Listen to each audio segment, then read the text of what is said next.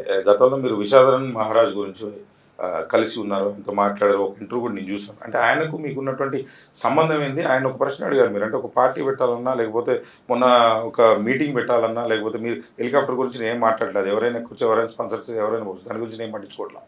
So ఇప్పుడు ఏంటంటే ఆ సభ కానీ పెట్టాలంటే ఇక్కడ 100 కోట్లు కావాలి, ఒక పార్టీ నడపాలన్నా 100 కోట్లు కావాలి. సేమ్ క్వశ్చన్ మీరు ఆయన ఏదైతే అడిగారో, మరి ఆ రకంగా ఇట్లా ముందుకు పోవాలంటే మీరు ఇన్ని డబ్బులు ఎక్కడి నుంచి వస్తాయి? నాకు తెలిసి మీ దగ్గర అన్ని డబ్బులు లేవని నేను అనుకుంటున్నాను, అందరు డబ్బులు నేను అనుకుంటున్నా, నేను లేవనుకుంటున్నాను. బీసీ ఉద్యమానికి సంబంధించి మేము ప్రజాక్షేత్రంలో పోతున్నటువంటి సందర్భంలో అనేక సభలు, సమావేశాలు, చర్చా వేదికలు, రౌండ్ టేబుల్, ఇట్లా రకరకాల కార్యక్రమాలు చేసుకుంటూ పోతా ఉన్నాం.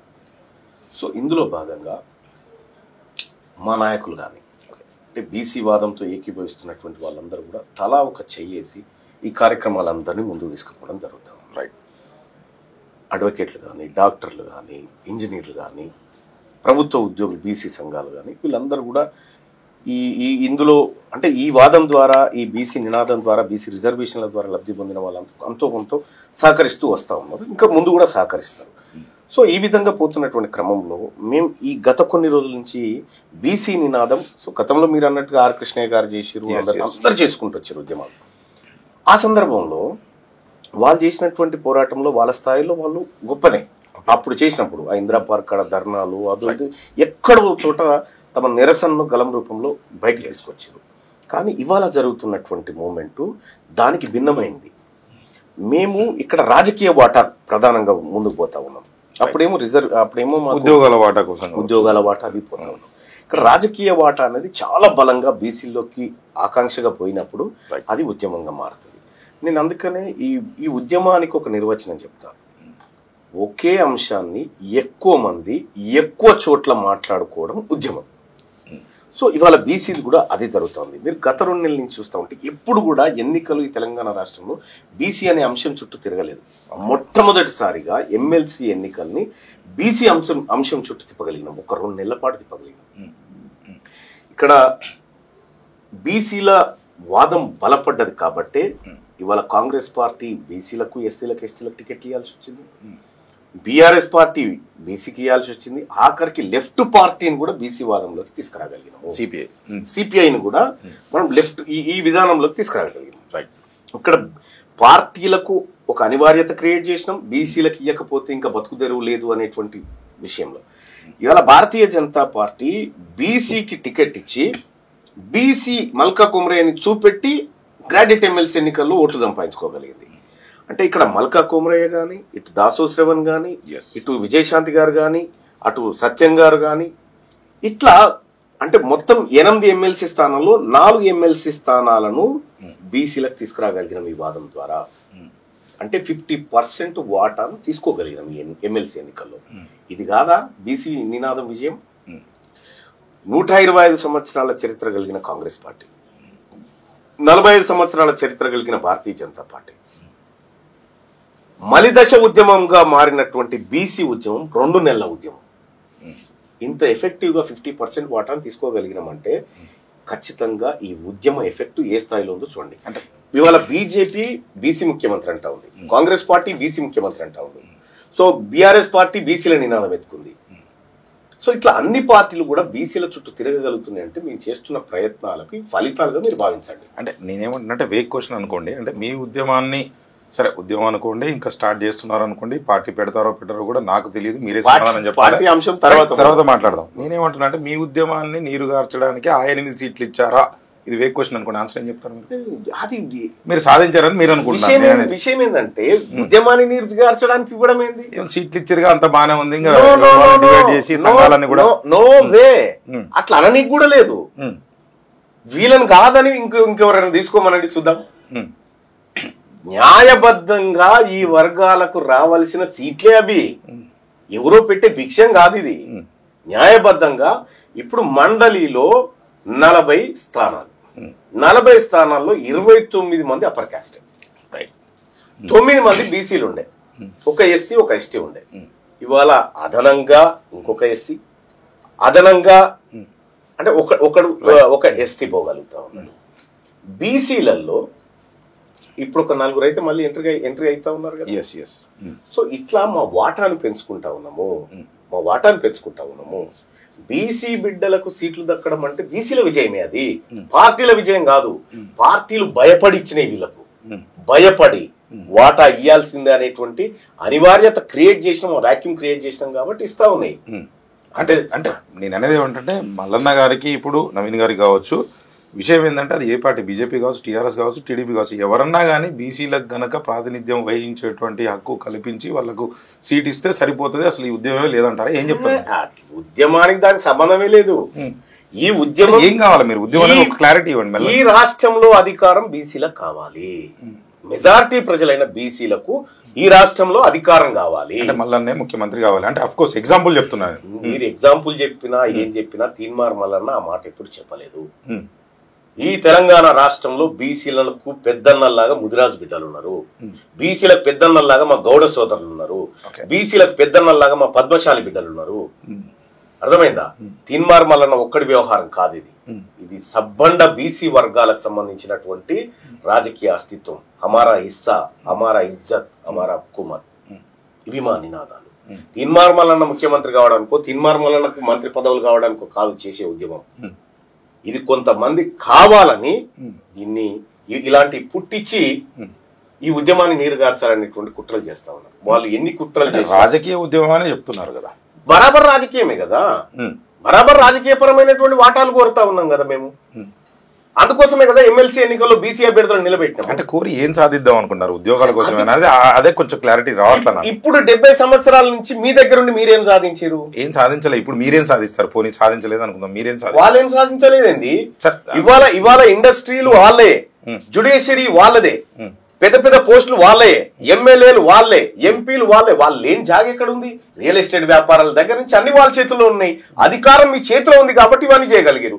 అధికారం బీసీల చేతిలో ఉంటే బీసీలకు కూడా ఇవన్నీ వస్తాయి. అంటే మీరు చెప్పేది ఏంటంటే జ్యుడిషియరీ చేతిలో ఉంది, రియల్ ఎస్టేట్ చేతిలో ఉంది అంటే అవి ఉంటేనే ఇవన్నీ మేనేజ్ చేయొచ్చు, అధికారం లేకపోతే ఇవన్నీ మేనేజ్ చేయరు. జ్యుడిషియరీ అనే దాన్ని కూడా మేనేజ్ చేస్తారా? 100% అట్లా చేస్తురు కదా. ఏ సందర్భంలో అయినా ఒక జడ్జి నియామకం జరగాలంటే కొలీజియం సెలెక్ట్ చేస్తుంది. ఆ కొలీజియం సెలెక్ట్ చేసినటువంటి అభ్యర్థి గుణగణాలను రాష్ట్ర ప్రభుత్వం సిఫారసు చేస్తుంది. అంటే ఆ రాష్ట్ర ప్రభుత్వంలో కనుక బీసీలు కనుక ఉంటే ఆ జడ్జిని మేము డిసైడ్ చేస్తామంటారు. అడిషనల్ అడ్వకేట్ జనరల్ ఎవరు నియమిస్తారు? అడ్వకేట్ జనరల్ ఎవరు నియమిస్తారు? ఏజీపీలను ఎవరు నియమిస్తారు? రాష్ట్ర ప్రభుత్వమే కదా, వీళ్ళే కదా జడ్జిలుగా ఎలివేట్ అయ్యేది. సార్ ప్రభుత్వం పాత్ర లేదనేది, ప్రభుత్వం పాత్ర ఖచ్చితంగా ఉంటుంది. అంటే ఆ జడ్జీలు కూడా బీసీలని అన్యాయం చేస్తున్నారని చెప్తారా? మీరు ఏం చెప్తున్నారు? అంటే ఆ జడ్జీలు కూడా అన్యాయంగా తీర్పులు ఇస్తున్నారు. ఈ చిన్న క్లారిటీ క్వశ్చన్ అయ్యి ఉండొచ్చు మీకు. నేను చెప్పేది బీసీలకు రిజర్వేషన్ ఇవ్వాలని 1992లో మండల్ కమిషన్ సిఫార్సు మేరకు 27% ఇవ్వాలని సిఫార్సు చేసింది. రైట్. ఇస్తే అప్పుడు సుప్రీంకోర్టులో కేసు వేసినాం. సుప్రీంకోర్టు ఏం చేసిందంటే మేము చెప్పే వరకు ఈ రిజర్వేషన్ అమలు చేయొద్దని పక్కన పెట్టేసింది. రైట్. 2 సంవత్సరాలు బీసీలకు రిజర్వేషన్ రాకుండా సుప్రీంకోర్టు ఈ కేసును పక్కన పెట్టి పారేసింది. బీసీల విషయంలో అట్లా ఈడబ్ల్యూఎస్ కోటాకు సంబంధించి అక్రమంగా అమలు చేస్తున్నారు అని చెప్పి ఇదే జడ్జిల గారి దగ్గరికి పోతే దాన్ని ఇంప్లిమెంట్ చేసుకోవాలని చెప్పేసి. అంటే ఏం జరుగుతుంది బీసీలకు? అదే మీరు అర్థమవుతుందా? మరి ఈ రకంగా జ్యుడిషియరీలో కూడా మాకు ఇప్పుడు బీసీలకు జ్యుడిషియరీలో కూడా లోపాలు ఉన్నాయని చెప్పినట్టు మీరు అదే జడ్జి అంటే ఆ జడ్జి కావచ్చు, ఏ జడ్జి అయినా అప్పుడేమో ఏం చెప్తా ఉన్నా, ఇవాళ చాలా మంది న్యాయ కోవిధులు చెప్తున్నటువంటి మాట, ఎంతమంది బీసీ జడ్జిలు ఉన్నారు, ఎంతమంది బీసీ జడ్జిలు ఉన్నారు ఇవాళ ఇక్కడ ఈ జ్యుడిషియరీ సిస్టంలో బీసీల వాటా ఎంతుందో తెలాలా వద్దా? ఎన్నోసార్లు కొలీజియం ఉంటుంది. Right, exactly. కొలీజియం వాళ్ళకి నచ్చిన వాళ్ళని, వాళ్ళ అప్పర్ క్యాస్ట్ వాళ్ళని చూజ్ చేసుకుంటారు. ఇదే చెప్తా ఉన్నా, ఒక ఎగ్జాంపుల్ చెప్తా ఉన్నా. వరంగల్ జిల్లా జడ్జు చంద్రశేఖర్ ఆయన పేరు, సీనియర్ జడ్జి. ఆయన హైకోర్టు జడ్జిగా ఎలివేట్ కావాల్సినటువంటి సమయం వచ్చింది. ఒక బీసీ వాడు హైకోర్టుకు పోకుండా ఎంత పెద్ద కుట్ర జరిగిందంటే, తీరా ఆయన ఎలివేట్ అయ్యేటువంటి టైంకు ఏసీబీ ట్రాప్ చేయించి ఆయనను పట్టించి ఆయన వెనక సీనియర్ లో ఉన్నటువంటి ఒక రెడ్డి మహిళను హైకోర్టు జడ్జికి ఎలివేట్ చేసినారు. అంటే ఈ ఒక్క జ్యుడిషియరీ అని చెప్తలేను, అన్ని రంగాల్లో ఇదే. అన్ని రంగాల్లో బీసీలకు దక్కుతున్నటువంటి ఏదైతే చేదు అనుభవం ఉందో అదే దక్కుతా ఉంది. దాంట్లో ఒక జ్యుడిషియరీ అని చెప్తలేను. సర్వరోగ నివారణి అధికారమే. ఈ సర్వ సమస్యలకు పరిష్కారము బీసీల చేతికి అధికారం రావడమే, ఇంకొక ఆప్షనే లేదు. అంటే మల్లన్న గారు బాగానే చదువుకున్నారు, బాగా చదువుకున్నారు. నేనేమంటే ఒక సామాజిక కోణమే కాకుండా ఆర్థిక కోణంలో కూడా ఆలోచించగలుగుతారా? ఏం చెప్తారు మల్లన్న గారు? అంటే మాలంటల్లో కూడా సమాధానం చెప్పాలి. అన్ని డబ్బులు నా దగ్గర కూడా లేవు, అంటే నేను కూడా ఆర్థికంగా వెనకబడ్డా, నాకు సహాయం చేయండి అని చెప్పి రాజ్యాంగం కల్పించినటువంటి హక్కు ప్రకారం నేను కూడా ప్రభుత్వాన్ని అడగొచ్చు. 100%. ఏం చెప్తారు మీరు? ఇప్పుడు బీసీల ఆర్థిక పరమైనటువంటి కోణాలు అంచనా వేస్తే 2,91,00,000 రూపాయలు మనం రాష్ట్ర బడ్జెట్ పెట్టుకున్నాం. ఎగ్జాక్ట్లీ. ఈ 2,91,00,000లో బీసీల కోసం ఈ రాష్ట్ర ప్రభుత్వం కేటాయించిన కేటాయింపులు ఎన్ని? కేవలం 9,000 కోట్లు. ఈ రాష్ట్రంలో ఉన్నటువంటి 60%, మీరు చెప్పిన లెక్క 56% అనుకుందాం. ఆ 56% ప్రజల సంక్షేమం కోసం 9,000 కోట్లలో మీరు ఖర్చు చేసింది చాలా తక్కువ. 2014 నుంచి కేసీఆర్ గారు దిగిపోయే నాటికి బీసీల మీద ఆ ప్రభుత్వాలు చేసిన ఖర్చు 0.00000023%. అంటే వివక్షతో చేయలేదని అంటారా? 100% అదే కదా, 100% అదే. ఇక్కడ బీసీల విషయానికి వచ్చినప్పుడు మరి బీసీలు ఏం బీసీ ఎకానమీ ఎట్లా 2,90,00,000 ఎట్లా జమ అవుతుంది? ఒక సగటు బీసీ వాడు తెలంగాణ రాష్ట్రంలో 5,000 రూపాయలు ఖర్చు పెట్టగల శక్తి ఉంది నెలకి. 2 కోట్ల మంది బీసీలు ఒక నెలకి 10,000 కోట్ల రూపాయలు ఎకానమీకి జమ చేయగలిగిన శక్తి ఉంది. ఒక ఏడాదికి 1,20,00,000 కోట్లు, 1,20,000 కోట్ల రూపాయలు ఎకానమీకి జమ చేసేటువంటి శక్తి బీసీల దగ్గర ఉంది. బీసీల దగ్గర నుంచి ఒక ఏడాదికి 1,20,000 కోట్ల రూపాయలు తీసుకొని 9,000 కోట్ల రూపాయలు బిచ్చం పడేస్తామంటే దీన్ని ఏమంటారు? అంటే ఇంకో ప్రశ్న సార్, ఇక్కడ నా ఉద్దేశం ఏంటంటే ఒక ప్రభుత్వం ఉంది మనకి, ఒక రాష్ట్రానికి, ప్రతి రాష్ట్రానికి ఉంటుంది. సో రాష్ట్ర ప్రభుత్వం, కేంద్ర ప్రభుత్వం కొంచెం పక్కన పెట్టండి. నేనేమంటే మళ్ళీ అది పెట్టినాక కూడా కొన్నిసార్లు అంటే చదువుకున్న వాళ్ళకి ఎట్లాంటి వస్తున్నాయా లేకపోతే చదువు సరిగా రాకొస్తున్నాయో తెలియదు. ఈ SC corporation, BC corporation, ST corporation, మళ్ళీ ఇవన్నీ ఎందుకు? అన్నీ కూడా అందులోనే విద్యకి ఎంత కావాలి, హెల్త్కి ఎంత కావాలి, దానికి ఎంత కావాలి, వ్యవసాయానికి ఎంత కావాలి, ఇవన్నీ కూడా పద్ధతులు పెట్టుకుంటున్నామా? అంటే మీరు అన్నట్టు 3,00,000 కోట్లు వసూలు అవుతాయి, లేకపోతే కేంద్ర ప్రభుత్వం నుంచి మనం ఇచ్చిన పనుల నుంచి కొంత రిటర్న్ వస్తుంది. దీన్ని అంతా కలిపి మనం ఈ రకంగా బడ్జెట్ పెట్టుకుని ఒక అంచనా 3,00,000 కోట్లు ఖర్చు పెడతారని గ్యారంటీ లేదు. ఇంతవరకు ఏ గవర్నమెంట్ కూడా ఏదో లెక్కలు చూపిస్తుంది, చర్చ కూడా జరగదు దానిపైన. ఏం చెప్తారు మీరు? ఒకటేంటంటే పెడుతున్నటువంటి ఖర్చు దేని మీద పెడుతున్నావు? ఓటు బ్యాంకు మీద కాదు పెట్టాల్సింది. నువ్వు ఓటు బ్యాంకు రాజకీయాల కోసం ఖర్చులు పెడితే లాభం లేదు. హెల్త్ అండ్ ఎడ్యుకేషన్ సెక్టార్ మీద పెట్టాలి. ఆ 2 సెక్టార్లు పటిష్టంగా ఉంటే ఆ దేశం అత్యంత వేగంగా ముందుకు పోతుంది. ఆ రెండింటిని నాశనం చేసి మీరు కూర్చోరి, మేము పెన్షన్ పంపిస్తాం, మీరు కూర్చొని తినండి, మీరు కూర్చొని ఉండండి, మీరేం మాట్లాడొద్దు, మీ పిల్లలకు చదువు సకాలేకపోయినా మీ బడి గురించి అడగొద్దు, మీ హాస్పిటల్ గురించి అడగొద్దు అనేటువంటి విధానంలో ఎంత ఖర్చు పెట్టినా వృధానే. అది వృధానే. నీవు నిజంగా ఈ ప్రజలు నైతికంగా, శారీరకంగా, మేధోపరంగా, ఆర్థికంగా ఎదగాలంటే ఈ 2 వ్యవస్థలే పనిచేయాలి. సపోజ్ ఒక మిడిల్ ఫ్యామిలీ ఉంది, 2 పిల్లలు, భార్య భర్త ఉన్నారు. ఆ 2 పిల్లల కోసం ఆయన ఒక కాన్వెంట్ స్కూల్లో చదివిపిస్తాడు. ఆ పిల్లల చదువు కోసం ఏడాదికి 1,00,000 రూపాయలు ఖర్చు పెడతాడు ఆయన. పిల్లలకు ఇంటికో ఏదో ఆరోగ్యం బాగాలేకపోతే కనీసం 50,000 ఖర్చు పెడతాడు. అంటే ఏడాదికి 1,50,000 రూపాయలు ఈ 2 రంగాలపై నేను ఖర్చు పెడతా ఉంటాను. ఈ 2 రంగాలను కార్పొరేట్ లెవెల్లో ఫ్రీగా ఇస్తే ఆయనకు 1,50,000 మిగిలితే కదా, అప్పుడు నీ పింఛన్ చేయి దాపడు కదా. అంటే ఎందుకని చేయలేదు అంటారు? వాళ్ళకి తెలియదా, తెలివి లేదా ఉన్న ముఖ్యమంత్రికి? లేదు, లేక కాదు. ఒకవేళ వాళ్ళు తెలివి కల్లోలు అయితే వీళ్ళకి ఎందుకు అధికారం ఇస్తారు? కాబట్టి వాళ్ళని ఎంతసేపు ఈ భ్రమలలోనే ఉంచాలి అనేటువంటిది ఈ ప్రభుత్వాలు చేసేటువంటి కుట్ర. వాస్తవం ఏంటంటే ఈ కార్పొరేషన్లు పెట్టి, ఈ ప్రత్యేక పద్ధతులు పెట్టుకొని, ఈ ఎమ్మెల్సీ ఎందుకండి నాకు అర్థం కాదు. నేను ఒకటి చెప్తా ఉన్నాను, ఈ రాజకీయ నిరుద్యోగులను సంతృప్తి పరచడం కోసం చేసే కార్యక్రమాలు తప్ప ఈ కార్పొరేషన్ పెట్టి ఏ కార్పొరేషన్ కన్నా ఒక ఏకాన పైసా నిధులు ఉందా? ఖాళీ కార్పొరేషన్ చైర్మన్, ఆయనకి 2 గన్మెన్లు, ఒక టేబుల్, కుర్చీ, కారు. మీ పక్కన వకలాభరణం గారు మంచిగా ఆన్సర్ చెప్తారేమో దీనికి. ఇంతకు తప్ప ఏమీ లేదు. ఇంతకు తప్ప అవి షోపుటప్కి తప్ప ఏమీ లేవు. దానివల్ల ప్రజలకు ఏం ఉపయోగపడుతుంది? ఇవాళ ఎమ్మెల్సీలో ఉన్నామండి. భారతదేశంలో కేవలం 6 రాష్ట్రాల్లో మాత్రమే ఎమ్మెల్సీలు ఉన్నాయి. మన దగ్గర 40 మంది ఉంటారు. మన దగ్గర 40 మంది ఉన్నారు. ఈ 40 మందిని మేపుడు కాకపోతే ఎందుకండి?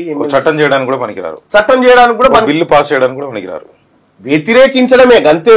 వ్యతిరేకించి ఆగుతుంది. కొద్ది రోజులు ఆపి మళ్ళీ చేయొచ్చు. సో తాత్కాలికంగా అసెంబ్లీ అసలు వాస్తవానికి ఎగువ సభ అనేది ఈ రాష్ట్ర ప్రభుత్వం చేస్తున్నటువంటి కార్యక్రమాలను క్షుణ్ణంగా పరిశీలించి తప్పు ఒప్పులుంటే సరి చేసుకోమని సూచించే ఒక సంస్థ. అంతవరకే దీని పాత్ర. కొంత మేధావి వర్గం, కొంత మేధావి వర్గం రావాల్సినటువంటిది. కానీ దీంట్లో కూడా రాజకీయ అవసరాలను భర్తీ చేయడం వల్ల నీకు అక్కడి నుంచి రావాల్సిన అవుట్పుట్ ఏడొస్తుంది? నిజంగా ఉండాలనుకుంటే అక్కడి నుంచి రావాల్సిన అవుట్పుట్ వస్తలేదు కదా. ఎక్కడన్నా ఒక మంచి సూచన ఈ సభల నుంచి వస్తుందా? వాళ్ళు బిల్ చేసి పంపాలి, ఆమోదించాలి. వచ్చినా తీసుకోరుగా ఉన్నారు ఇలాంటి వాళ్ళు. ఇప్పుడు మీరు అన్నారు హెల్త్ అన్నారు, ఎడ్యుకేషన్ అన్నారు, అంతకుముందు గతంలో నాగేశ్వర గారు చాలా మంది మేధావులు లేరని ఉన్నారు. కానీ ఇచ్చిన సలహా సూచన ఎంతవరకు తీసుకుంటారు అనేది తీసుకున్నాడు దేవుడు ఎరుగు. దాన్ని పాస్ చేసి పంపాలి అంతే. మరి ఇంత తెలిసిన మళ్ళీ ఎమ్మెల్సీకి ఎందుకు పోటీ చేసినట్టు అంటే ఖచ్చితంగా వరంగల్ నుంచి చెప్పండి. ఈడ ఎన్నికలు లేకపోతే నేను ఎందుకు పోటీ చేస్తా బాయ్ సాబ్? ఎన్నికలు ఇక్కడ నేను పోటీ చేయకపోతే ఇంకోటి చేస్తాడు. నెక్స్ట్ పోరాటం ఇదే చేయబోతున్నారా? బీసీ తర్వాత హెల్త్ ఎడ్యుకేషన్ తర్వాత ఇది కూడా ఎమ్మెల్సీ తీసేయాలి. హెల్త్ ఎడ్యుకేషన్ దుబారా ఖర్చులు ఆపాలి. దుబారా ఒక ఎమ్మెల్సీకి జీతం 2,70,000 అండి. ఎమ్మెల్సీ చనిపోతే చనిపోయే వరకు ఈయన పెన్షన్, ఈయన చనిపోయిన తర్వాత ఇంటి ఆమెకు పెన్షన్, మళ్ళీ ఇతర బెనిఫిట్స్. ఉన్న పెన్షన్లే తీసేయమని చెప్తున్నాం మనం. లక్షలు వస్తుంది అప్పుడెప్పుడు 5,000కి చేరితే. ఇక్కడ నిజంగా మేము అందరం ప్రజల కోసం ప్రాణాలు ఇస్తామనే వచ్చినాం కదా. ఎగ్జాక్ట్లీ. మరి మా ప్రాణాలు రక్షించుకోవడానికి కోటి రూపాయల వరకు మేము మెడికల్ బిల్స్ ఇవన్నీ ఏంటి అండి? మేము రక్షించాల్సింది ప్రజల ప్రాణాలని. ప్రజల కోసం జీవితం అర్పితం చేసేటానికి 2,70,000 జీతం ఎందుకండి? ఎంత ఉండాలంటారు? 10 రూపాయలు కూడా ఉండకూడదు. మీరు తీసుకుంటారా? ఎవరు? మీరు. నేను వచ్చిన జీతాలలో పబ్లిక్కే ఖర్చు పెట్టి పారేస్తాను. ఓకే. నేను వచ్చిన జీతాన్ని 100% పబ్లిక్ ఖర్చు పెట్టి పారేస్తాను. ఎక్కువ మొత్తంలో ఖర్చు పెట్టాను. అంటే ఇంకోటి ఉంది సార్, ఎమ్మెల్సీ అయితే ఒకవేళ ఎమ్మెల్యేగా ఓడిపోతే కొంతమంది, ఇప్పుడు మీరు ఒప్పుకున్నా నిర్మలా సీతారామన్ గారు ఉన్నారు. సో ఆవిడేంటంటే వాళ్ళు డైరెక్ట్గా డబ్బు లేకనో లేకపోతే జనాల్లో తిరగలేకనో కొంత మేధావి వర్గం అనుకునే వాళ్ళు ఈ ప్రజల్లోకి వెళ్ళి మన్మోహన్ సింగ్ లాంటి వాళ్ళు అనుకోండి, వాళ్ళకి వాయిస్ లేక వాళ్ళు డైరెక్ట్గా ఎమ్మెల్యేనో ఎంపీనో కాలనేటువంటి పరిస్థితి ఉన్నప్పుడు, సరే రాజ్యసభని దీన్ని పోల్చొద్దు, అది వేరు, దానికి అధికారాలు వేరుంటాయి, దీనికి అధికారాలు స్టేట్లో వేరుంటాయి, పోల్చొద్దు. కానీ అటువంటి వారు కూడా చట్టసభల్లోకి వస్తే మంచిదైనటువంటి ఉద్దేశం ఉందని అంటారు. ఏం చెప్తారు? నిజంగా ఆ ఇంటలెక్చువల్ గ్రూప్ వస్తే బాగుంటది. అది వస్తలేదు కదా. రావాలంటే ఏం చేయాలి? మల్లన్న గారు ఏం చెప్తారు దానికి? నేనేమంటున్నా, గవర్నర్ నియమించేటువంటి ఎమ్మెల్సీలు అసలు గవర్నరే వేస్ట్ అంటాను.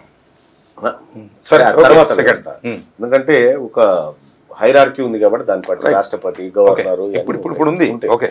నేనేమంటున్నా అంటే ఇంటలెక్చువల్ ని సెలెక్ట్ చేసే విధానంలో రాజకీయ ప్రాబల్యం ఉండకూడదు. ఇవాళ టీచర్ ఎమ్మెల్సీలో ఆ టీచర్స్, ఆ సంఘాలు, ఆ వ్యవస్థ అది పోటీ చేయాలి.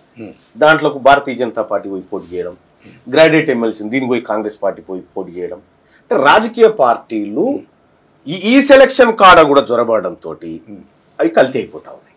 కల్తీ అంటే ఇప్పుడు ఆల్ఫోర్స్ నరేందర్ రెడ్డి గారు ఉన్నారు, ఎగ్జాంపుల్ తీసుకుందాం. ఆయన ఆల్రెడీ కాలేజీలు, స్కూల్లో పెడుతున్నాడు. ఆయన ఆల్రెడీ కాంగ్రెస్ పార్టీలు ఉన్నాడు కాబట్టి, అంటే ఆయన కాంగ్రెస్ పార్టీకి రిజైన్ చేసి పోటీ చేయమంటారా? ఏం చెప్తారు మీరు? క్లారిటీ లేదు నాకు అర్థం కాదు. అంటే ఇప్పుడు రాజకీయ నాయకులు కూడా అందులోకి వచ్చి పోటీ చేస్తున్నారంటే ఆల్రెడీ కాలేజీలో ఉన్న ఒక పార్టీలో ఉన్నారు వాళ్ళు. అంటే ఆ పార్టీకి రాజీనామా చేసి డైరెక్ట్ గా చేయమంటారా? ఏం చెప్తున్నారు మీరు? పార్టీకి రాజీనామా అంటలేను నేను. అంటే ఆ వర్గాల నుంచి ఇప్పుడు ఆ సమస్యలు ఎవరికి తెలుస్తాయి? గ్రాడ్యుయేట్ సమస్యలు నిరుద్యోగికి తెలుస్తాయి, వాళ్ళకే తెలుస్తాయి. కార్పొరేట్ వ్యవస్థ ఉన్నోనికి తెలివే కదా.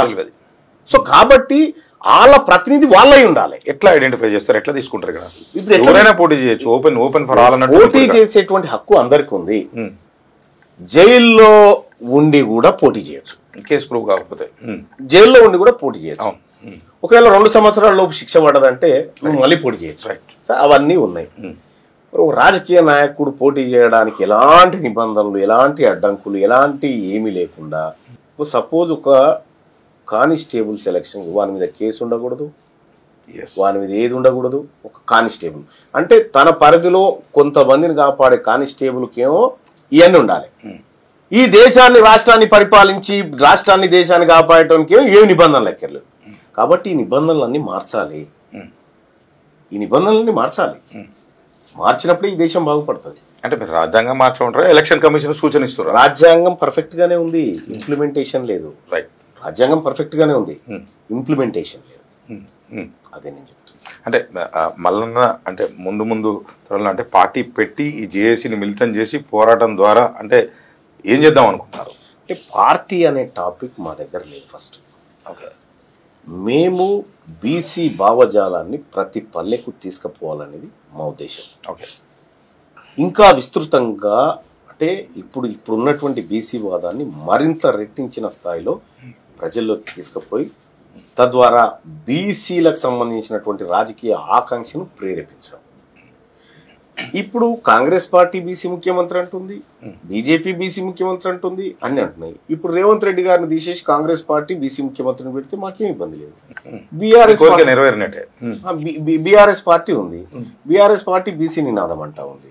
ఇప్పుడు బీఆర్ఎస్ అంటే భారత రాష్ట్ర సమితి, జాతీయ పార్టీ. జాతీయ పార్టీ కేసీఆర్ అధ్యక్షుడు. ఇప్పుడు ఈ రాష్ట్రంలో ఉన్నటువంటి ఈ శాఖకు బీఆర్ఎస్ పార్టీ రాష్ట్ర అధ్యక్షుడు బీసీలకి ఇవ్వండి, మేము హ్యాపీ. సో ఇట్లా ఆ స్థానంలోకి మా వాళ్ళు ఎంటర్ అయినప్పుడు, ఈ వర్గాల వాళ్ళు ఎంటర్ అయినప్పుడు ఖచ్చితంగా కొన్ని కోరికలు నెరవేరుతాయి. తద్వారా ఈ ప్రజలకు మంచి జరుగుతుంది.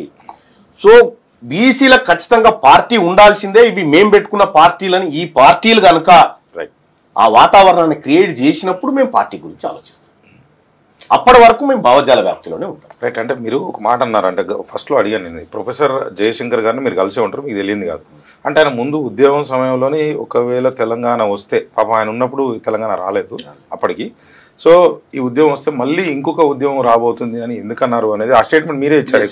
ఎక్కువ జనాలకు కూడా ఆయన అన్నారు అనేది జనాల్లోకి వెళ్ళింది. నేను ఒక్కని కాదు, ఆయన చుట్టూ అనుచరులు అందరికీ తెలియదని అంటలేదు సార్, ఆయన ఇచ్చారు. కానీ అంత ఆయన ఎందుకు మాట చెప్పిండంటే, సహజంగా ఈ తెలంగాణ గడ్డకి ప్రతి 10 సంవత్సరాలకు ఒక మూమెంట్ ను పుట్టిస్తుంది. ఈ గడ్డలోనే ఉంది, మరి అది ఎట్లా ఉందో తెలియదు. కానీ ఈ గడ్డ ప్రతి 10 ఏళ్ళ ప్రతి దశాబ్దానికి ఒక మూమెంట్ ను పుట్టిస్తుంది. తెలంగాణ మూమెంట్ తీసుకోండి, లేకపోతే ఏది మన జోన్ల వ్యవస్థ మూమెంట్, ఇట్లా ప్రతిసారి ఒక మూమెంట్ ను పుట్టిస్తుంది. 6 జోన్లు. ఇట్లా తెలంగాణ రాష్ట్రం కావాలని, తెలంగాణలో సామాజిక న్యాయం జరగాలని జయశంకర్ గారు 1950 ప్రాంతం నుంచి కొట్లాడుకుంటూ వస్తా ఉన్నారు. రైట్. ఇడ్లీ సాంబార్ ఉద్యమం దగ్గర నుంచి కొట్లాడుకుంటూ వస్తా ఉన్నారు. సో ఇప్పుడు వస్తున్న తెలంగాణ వల్ల ఈ ఎస్సీ ఎస్టీ బీసీ వర్గాలు ఏవైతే ఉన్నాయో వీటికి సంబంధించిన తెలంగాణ కాదు, ఇది భౌగోళిక తెలంగాణ మాత్రమే వస్తుంది. ఈ తెలంగాణలో ఈ వర్గాలకు, మెజారిటీ వర్గాలకు అధికారం వచ్చినప్పుడు మాత్రమే సంపూర్ణ తెలంగాణ సాకారం అవుతుంది అనేది జయశంకర్ గారి మాట. సో ఇప్పుడు వచ్చినటువంటి తెలంగాణ నుంచి, ఇప్పుడు ఉండేటువంటి పాలకుల దగ్గర నుంచి అధికారాన్ని మరో ఈ మెజారిటీ వర్గం ట్రాన్స్ఫర్ చేసుకునే ఉద్యమం పుట్టాలనేది ఆయన ఆలోచన. అంటే మీకు ఎట్లా వచ్చింది అసలు ఈ థాట్? ఎందుకు సడన్ గా అంటే కాంగ్రెస్ పార్టీలో అయిన తర్వాత, ఎమ్మెల్సీ అయిన తర్వాత కొంచెం ఉధృతంగా ముందు నుంచే ఉండొచ్చు, దాని గురించి మీరు అంతకుముందు కూడా 7-2 ఈ ఉద్యమం ఇవన్నీ చేస్తూ సడన్ గా ఇటు టర్న్ ఎందుకు తీసుకున్నారు అనేది? నేను కాంగ్రెస్ పార్టీలో జాయిన్ అయింది ఈ అంశం మీద. ఓకే, ఈ కులగణన చేస్తాం, 42% రిజర్వేషన్ ఇస్తామని రాహుల్ గాంధీ గారి మాట మీద ఇక్కడ జాయిన్ అయినా. విషయం ఏంటంటే, ఇక్కడ ఈ థాట్ నాకు ఇప్పుడు వచ్చింది కాదు, ఈ ప్రాసెస్ లోనే వర్క్ చేస్తా ఉన్నాం మేము అనేక సార్లు. ఈ ప్రాసెస్ లోనే వర్క్ చేస్తా ఉన్నాం. 2010-11 ఆ ప్రాంతంలో బైంసాలో ఒక మీటింగ్ జరిగింది. ఆ మీటింగ్ లో నేను ఈ బీసీలకు సంబంధించినటువంటి అంశాన్ని మాట్లాడడం జరిగింది. ఏం రావాలి రాష్ట్రం అంటే, ముందు నుంచి మీరు కృష్ణ గారితో కొంత టచ్ లో ఉన్నారు? మేమంతా కలిసే ఉన్నాం, ఇప్పుడు కూడా టచ్ లో ఉన్నాం, ఒకరికొకరు సహకరించు. ఇక్కడ జయశంకర్ గారి జీవితానికి సంబంధించినటువంటి ఒక పుస్తకం రాసిన కుంపల్లి వెంకట్ గౌడ్ రాసినటువంటి ఆయన, కుంపల్లి వెంకట్ గౌడ్ గారు ఏం చేసినంటే జయశంకర్ సార్ దగ్గర కూర్చొని రాసుకోవాలి, ఆయన మాట్లాడుతుంటే రికార్డ్ చేసుకుంది. కరెక్ట్. అందులో నేను ఆ ఆడియోలో దాదాపుగా అయినా, అందులో ఆయన ఆవేదన, భవిష్యత్తులో ఏం జరగాలనేటువంటి ఆయన ఆలోచన మొత్తం దాంట్లో కనిపిస్తుంది. అంటే జరగాలన్నా జరుగుతుందని, జరగాలి, జరుగుతుంది అనేటువంటి ఆ ఆలోచన అంతా అందులో ఉంది. సో ఆయనకున్నటువంటి రాజకీయ అనుభవం, ఆయనకున్నటువంటి మేధా సంపత్తి, తెలంగాణ బిడ్డ, ముఖ్యంగా బీసీ బిడ్డగా ఆయనకు గొప్ప మేధాశక్తి ఉంది. అటువంటి వ్యక్తి ఫ్యూచర్ను గుర్తించి ఆ రోజు మాట్లాడాలి. ఇవాళ నేను తీర్మార్మలన్నా మాట్లాడుతున్న బీసీ వాదం కాదు, వెనకటి నుంచి ఇది మనసులో రగిలిపోతున్నటువంటి అంశం. దాన్ని నేను పట్టుకొని మేమందరం కూడా కలిసికట్టుగా దాన్ని ముందుకు తీసుకుపోతా ఉన్నాం. అంతే, జయశంకర్ సార్ గారి ఆశయాలను ముందుకు తీసుకుపోతా ఉన్నాం. ఆ రథాన్ని లాగేటువంటి ఒక కార్యకర్తలం మాత్రమే. రైట్. అంటే దీంట్లో ఎస్సీ మంద కృష్ణ మాదిగను కూడా కలుపుకొని వెళ్ళబోతున్నారా? అంటే ఏం చెప్పబోతున్నా అంటే వాళ్ళకి మీకు సంబంధం లేదా? ఎందుకు లేదు భాయ్ సార్? మందకృష్ణ మాదిగ గారైనా 30 సంవత్సరాల పాటు ఆ జాతుల వర్గీకరణ కోసం కొట్లాడినటువంటి బిడ్డ, ఆయన త్యాగం ముత్తదేనా? ఎగ్జాక్ట్లీ. ఆయన రాజ్యాధికారంలో భాగం కాకూడదా? ఆయన ఖచ్చితంగా కావాలి. ఇవాళ ఎంఆర్పిఎస్ ఉద్యమం, ఎంతో మంది ఆ ఉద్యమాన్ని కించపరిచి కాడెత్తేసి ఎక్కడోడక్కడ వెళ్ళిపోయినా ఒక్కడై మోసాడు ఉద్యమాన్ని. ఒక్కడై మోసి తీరాన్ని చేర్చాడు. ఇవాళ ఆర్ కృష్ణయ్య గారు 30-40 సంవత్సరాల నుంచి బీసీల కోసం, స్కాలర్షిప్ల కోసం అంతో ఇంతో గలమెత్తినటువంటి బిడ్డ. జాజుల శ్రీనివాస్ ఆయన స్థాయిలో బీసీ పోరాటాన్ని ఆయన నడిపించుకుంటూ వస్తా ఉన్నారు. ఇట్లా ఎక్కడోళ్ళు అక్కడ వీళ్ళందరూ కూడా ఈ జాతుల కోసం పనిచేసినటువంటి వాళ్ళని ఈ జాతి ఎట్లా మర్చిపోతుంది? ఈ జాతికి దక్కేటువంటి అధికారంలో వీళ్ళందరూ భాగస్వామ్యులు కావాలి కదా, అప్పుడే ఈ జాతికి మంచి జరుగుతుంది. అంటే మీరు మల్లన్న గారు ఒకటి చెప్పండి, ఒక సామాజిక కోణంలో కావచ్చు, చదువుకున్న వారిగా కావచ్చు, పోనీ ఎమ్మెల్సీగా కావచ్చు, రాజకీయ ఎట్లన్నా చెప్పండి. అంటే మేము అనుకునేదంటే మందకృష్ణ మాది గారిని క్వశ్చన్ అడగాలి, అన్న ఇంటర్వ్యూకి రాలేకపోయారు, ఇంకో 2 రోజులు టైం అన్నారు. నేనేమంటున్నా అంటే 2 ఉన్నాయి ఇందులో అంశాలు. 30 సంవత్సరాల పోరాటం ఒక 30 లేకపోతే 300 ఉద్యోగాల కోసమే చేసిరా? ఎస్సీ వర్గీకరణ అనేది 4గా ABCDగా వర్గీకరణ చేశారా? రెండోది కూడా అనొచ్చు మీరు, అంటే ఒక అంబేద్కర్ గారు ఉన్నారు, ఆయన ఒక డ్రాఫ్టింగ్ కమిటీ మెంబర్గా ఆయనను చూసి మనం ఈ రాజ్యాంగాన్ని ఈరోజు ఆయన ద్వారా మనం నేర్చుకుని మన దేశాన్ని మనం నడుపుకుంటూ ఉండొచ్చు. అంటే ఈ రెండింటిని ఎట్లా బ్యారేజ్ వేస్తారు? ఇప్పుడు అన్ని ఉద్యోగాలు అయితే లేవు అసలు. అంటే దీనికోసం ఈ పోరాటం చేసినప్పుడు ఒక చిన్న క్వశ్చన్ నాకు, అంటే ఉద్యోగాల ప్రక్రియ అనేది నిరంతర ప్రక్రియ. ఒక తరం రిటైర్ అవుతుంటుంది, ఇంకో తరం ఎంటర్ అవుతూ ఉంటుంది. సో ఇప్పుడున్నటువంటి 300 ఉద్యోగాల కోసం కాదు, అంటే ఎగ్జాంపుల్ చెప్పా, ఎగ్జాక్ట్ 2% ఉద్యోగాలు ఉన్నాయండి గవర్నమెంట్. మందకృష్ణ మాదిగ గారు చేసిన, నేను తప్పుగా భావించట్లేదు, ఆయన పద్మశ్రీ. ఆయన చేసినటువంటి ప్రయత్నము ఈ 300 ఉద్యోగాల కోసం కాదు, శాశ్వతంగా పరిష్కార మార్గం కోసం చేసిన ఆయన. శాశ్వత పరిష్కార మార్గం వైపు ఆయన అడుగులు పడ్డాయి. మందకృష్ణ మాదిగ గారు చేసింది ఓన్లీ మనం ఎంఆర్పిఎస్ వర్గీకరణ ఉద్యమం అనుకుంటా కాదు. కలాంగుల కోసం కొట్లాడింది ఆయన, తంతుల కోసం కొట్లాడింది ఆయన, పేద వర్గాల కోసం కొట్లాడింది ఆయన, ఈ తెలంగాణ రాష్ట్రానికి బీసీ ముఖ్యమంత్రి కావాలని కొట్లాడింది ఆయన, సాకలి ఐలమ్మ గురించి కొట్లాడింది ఆయన. అనేక రకాల పోరాటాలు ఆయన తన చేతులతో చేసినటువంటి అనేక పోరాటాలు కళ్ళ ముందు ఉన్నాయి. అంటే నేను క్వశ్చన్ అడిగింది ఏంటంటే, చదువుకున్నానికి ఏమని కూడా ఇది తెలియదు అనే ఉద్దేశంతోనే అడుగుతున్నాను. నేను నిజంగా చెప్తున్నా, నాకు కూడా తెలియదు అనుకోండి. ఇప్పుడు చదువుకున్న ఒక 100 మందిని పిలుద్దాం, ఈయన ఎందుకు పోరాటం చేసినంటే ఏముందర గవర్నమెంట్ జాబ్ కోసం ఉద్యోగం చేసిన అంటారా అనరా? మీరు చెప్పండి. పబ్లిక్ వెళ్తే ఇదే ప్రశ్న. మందకృష్ణ మాదిగ హృదయాన్ని తట్టి చూసిన కూడా మాట అట్లా కాదు సార్. నేనేమంటున్నా, ఇక్కడ పోయి రోడ్డు మీద సిచ్యువేషన్ అట్లుంది. ఇవాళ ఒకప్పుడు మాదిగ అనే పేరు పెట్టుకోవడానికే ఇబ్బంది పడ్డ, సంకోచించినటువంటి మాదిగాని బలంగా చెప్పుకునే స్థాయికి తీసుకురావడం అంటే ఒక ఆత్మగౌరవం. ఒక జాతి కొన్ని తరతరాలుగా అణచివేతకు గురయ్యి అంటరాని తరాన్ని మోస్తున్నటువంటి ఒక జాతి బిడ్డ గర్వంగా చెప్పుకొని తన పేరు చెప్పుకోవడానికి మందకృష్ణ మాదిగ కారణం కాదా? దీన్ని కేవలం ఉద్యోగాలేంది? ఉద్యోగాలు అనేది చిన్న కార్యక్రమం. ఆయన చేసినటువంటి పోరాటం, మందకృష్ణ గారు చేసినటువంటి పోరాటం రాస్తే ఒక 1000 పేజీల పుస్తకం అవుతుంది కదా.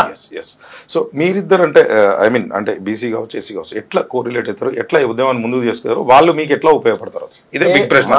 ఎందుకంటే బీసీఏ ముఖ్యమంత్రి కావాలని చెప్తున్నారు, వాళ్ళు కూడా అనుకుంటారు ఎస్సీఏ ముఖ్యమంత్రి కావాలని అనుకుంటారు. ఇక్కడ మీరు నిన్న ఇలాంటి ఫలితాలు చూస్తే బీసీ ఉద్యమం బలంగా వేలునుకుంటున్న సందర్భంలో బీసీలకు ఎమ్మెల్సీ టికెట్లతో పాటు ఎస్సీ ఎస్టీలకు కూడా ఇవ్వాల్సిన అనివార్యత ఏర్పడ్డది. అంటే బీసీ మూవ్మెంట్ ఎస్సీ ఎస్టీల ప్రయోజనాన్ని కూడా కాంక్షిస్తా ఉంది.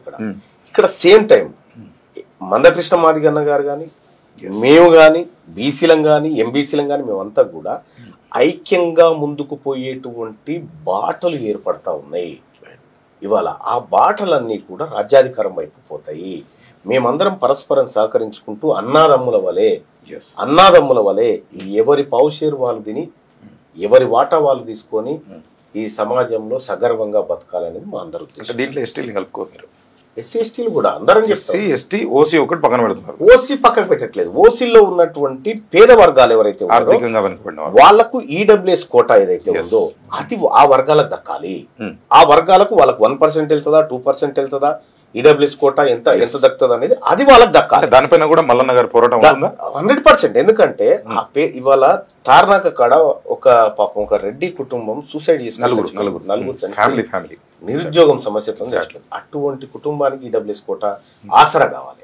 ఇదే మెదక్ జిల్లాలో ఒక ఆయనకి ఎక్స్ జెడ్పీటీసీ ఆయనకు 20 ఎకరాల భూమి ఉంది. వాళ్ళ బిడ్డకి ఈడబ్ల్యూఎస్ కోటాలో ఎంబీబీఎస్ సీట్ వచ్చింది. అంటే దక్కాల్సినోనికి దక్కకుండా మీరే ఎత్తుకొని పోతే అందులో ఉన్న పేదోడు ఎట్టు పోవాలి మరి? అందుకే ఈడబ్ల్యూఎస్ కోటా ద్వారా ఆ వర్గాలకు దక్కాల్సిన వాటా దక్కాలి. ఎస్సీ కోటా ద్వారా వీళ్ళకి దక్కాలి, ఎస్టీ కోటా ద్వారా వాళ్ళకి దక్కాలి. బీసీలు ఎంత ఉన్నారో బీసీలకు కూడా అంతే దక్కాలి. మొత్తం మీద ఒక 50% మించకుండా అట్లానేం లేదు. ఇక 50% ఎప్పుడో మించిపోయింది కదా. 50% ఈడబ్ల్యూఎస్ వచ్చిందంటే 50% మించిపోయినట్టు. సో 90% ఇచ్చేయమంటారు. 90 అయినా ఇచ్చేయాల్సిందే. ఎవరి వాటా వాళ్ళకి దక్కాలి. మీ వాటా మీ ఇళ్ళది మాకు ఇవ్వకండి, మాది మాకే ఇవ్వండి. మాది మేమే తీసుకుంటాం. రైట్. సో బీసీ దీని గురించి ఉద్యమం గురించి మరోసారి ఇంకోసారి డీటెయిల్గా చేసే ప్రయత్నం సార్. చివరిగా ఒక పొలిటికల్ చిన్న క్వశ్చన్ సార్. అంటే గతంలో మన్మోహన్ సింగ్ గారు ఒక ఆర్డినెన్స్ కావచ్చు లేకపోతే ఒక ఫ్రేమ్ వర్క్ కావచ్చు చేసిన దాన్ని ఇదే రాహుల్ గాంధీ గారు కూడా సేమ్ మీ రకంగా మీరు ఏదైతే టీవీలో చేసినారో ఆ రకంగా చేయడం జరిగింది. అప్పట్లో సోనియా గాంధీ గారు ఆయనకి సారీ చెప్పడం జరిగినది మనకు ఉన్నటువంటి ఇన్ఫర్మేషన్. అంటే ఇప్పుడు ఆయనతో పోల్చి ఇంతో పోల్చి ఆ రకం కదా, అంటే మిమ్మల్ని తీసేసిన దానికైనా ఇంకా దేనికన్నా అనేది ఒక పెద్ద కన్ఫ్యూజన్. ఎందుకంటే అన్ని టీవీల్లో కూడా తీర్మానం ఒక 2 రోజులు అంతా వీడియోలు నేను కూడా చూస్తూ ఉన్నాను. అసలు మా దాంట్లో కూడా బీఆర్కే న్యూస్లో అసలు ఏం జరిగింది అనేది కొంచెం కూలంకుశంగా ఒకటి వాళ్ళు నన్ను కాంగ్రెస్ పార్టీ నుంచి సస్పెండ్ చేయడానికి కారణం చించడం కాదు. తీన్మార్ మల్లన్న ఎత్తుతున్న గలము అది ఆ వర్గాలకు ప్రమాదకరం అని భావించారు కాబట్టే భయం. ఇప్పుడు పటాన్చెరు ఎమ్మెల్యే కాంగ్రెస్ పార్టీని ఒక బూత్ పదంతో తిట్టాడు. కోమటిరెడ్డి రాజగోపాల్ రెడ్డి రేవంత్ రెడ్డిని బ్లాక్ మెయిలర్ దొంగ వీడు అని చెప్పాడు. కోమటిరెడ్డి వెంకటరెడ్డి 50 కోట్లు ఇచ్చి కొనుకొచ్చుకుని పిసిసి చీఫ్ పదవి అని చెప్పాడు. జగ్గారెడ్డి గారు నిన్న ప్రెస్ మీట్ పెట్టి అసలు టికెట్ల గురించి నేను ఆశ్చర్యపోతా ఉన్నా, ఎమ్మెల్సీ షాక్ లో ఉన్నా అని ఆయన చెప్తా ఉన్నాడు. వి హనుమంతరావు గారు రోటి మాటలు. ఇక్కడ వీళ్ళు అప్పర్ క్యాస్ట్ కి సంబంధించిన హనుమంతరావు గారు మీతో లేరా? బీసీలతోనే ఉన్నాడు. అదే అయితే అప్పర్ క్యాస్ట్ కి చిన్నారెడ్డి గారు తూడి మెగారెడ్డి గారి ప్రెస్ మీట్ పెట్టి ఎమ్మెల్యేని తిట్టొచ్చారు. వీళ్ళు ఎవ్వరు ఏమన్నా కూడా ఏమీ లేదు. కానీ తీన్మార్ మల్లన్న పదవి కోసం కాదు నేను మాట్లాడింది, ప్రాజెక్టుల కోసం కాదు మాట్లాడింది, ప్రభుత్వం చేసిన నిర్ణయం బీసీలకు వ్యతిరేకంగా ఉంది అని ప్రశ్నించినందుకు నన్ను సస్పెండ్ చేశారని వాళ్ళు చెప్తా ఉన్నారు. అది హ్యాపీయే కదా. నేను ప్రజల కోసం మాట్లాడితే సస్పెన్షన్ గురైనా అంటే వ్యక్తిగతంగా మిమ్మల్ని ఎంతైనా అనొచ్చు అన్నట్టు మీరు చెప్పదలుచుకున్నారు. ఇవాళ వీళ్ళకి ఎంతమందికి షోకాజ్ నోటీసులు ఇచ్చారండి? అదే నా క్వశ్చన్. అంటే రాహుల్ గాంధీ కూడా చేశారు ఆ పని అని చెప్తున్నాను. నేనేమంటున్నా, ఇవాళ మీకు తెలుసో తెలియదో ఇందిరాగాంధీ గారిని కూడా సస్పెండ్ చేసిరు వీళ్ళు. సస్పెండ్ చేసి ఇందిరాగాంధీ గారు మళ్ళీ సపరేట్ పార్టీ పెడితే వీళ్ళు కాంగ్రెస్ గుంజుకొని రెడ్డి కాంగ్రెస్ అని పెట్టినారు.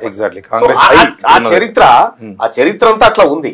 కానీ ఇక్కడ గమనించాల్సింది ఏంటంటే తిట్టాల్సింది అప్పర్ క్యాస్ట్, వాళ్ళకి షోకాజ్ నోటీసులు లేవు, బీసీలు మాట్లాడితే మాత్రం ఇస్తాం అనేటువంటి ఏదైతే కార్యక్రమం ఉందో ఇది తీన్మార్ మల్లన్న సాధారణంగా ఉంటే తీన్మార్ మల్లన్నకి ఏం రాకపో నోటీసు.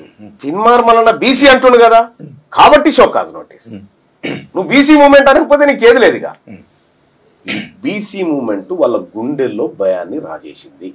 అదే నా సస్పెన్షన్. అంటే బీసీ మూవ్మెంట్ ని దానికోసమే కాంగ్రెస్ పార్టీ తీన్మార్ మల్లన్న గారిని సస్పెండ్ చేసింది. ఇది మీ స్టేట్మెంట్. Right sir. చివరిగా ఇది అంటే డీటెయిల్గా తర్వాత చేసే ప్రయత్నం చేద్దాం. సో ఇవన్నీ జరుగుతున్నప్పుడు మనీ పవర్ పాలిటిక్స్ అనేది ఒకటి వస్తుంది. ఇప్పుడు నేనేమంటున్నా అంటే ముఖ్యమంత్రిని డైరెక్ట్గా ఎన్నుకుంటే ఎట్లా ఉంటుంది అని తీన్మార్ మల్లన్న గారు ఒక 2 minutes ఏం చెప్పగలుగుతారు మీరు? ఇప్పుడు ఇంత మ్యానిపులేషన్ జరుగుతుంది అన్నారు కదా. అది ఒకటి కరెక్టే.